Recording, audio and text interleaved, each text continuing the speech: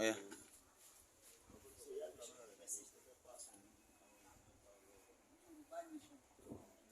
Kogi bẹ́ẹ̀ ni àwa tá a wà ní Yorùbá àwa Yorùbá tó wà ní Òkun ní Kogi State Yorùbá gidi ni wá original bona fide daughters of Ile-Ife òun láti and sons of Ile-Ife láti wá Yorùbá ni wá o ẹ jọ̀ọ́ recognition yẹn ẹ jẹ́ kó wáyé ní kíákíá a fẹ́ kán tún máa wò wá bí ẹni ẹ̀yìn mọ́ à ń ṣẹni ẹ̀yìn Yorùbá ni wá Odùwà gbè wá inú wa dẹ̀ dùn a rí orílẹ̀-èdè wa gbà ní kíákíá àdẹ̀nífẹ̀jẹ̀ ẹnìkankan ṣètò gbogbo wa development tó péye ó máa dé bẹ́ẹ̀ ilẹ̀ yìí ẹ ṣeun. Orílẹ̀-èdè Yorùbá orílẹ̀-èdè Yorùbá orílẹ̀-èdè Yorùbá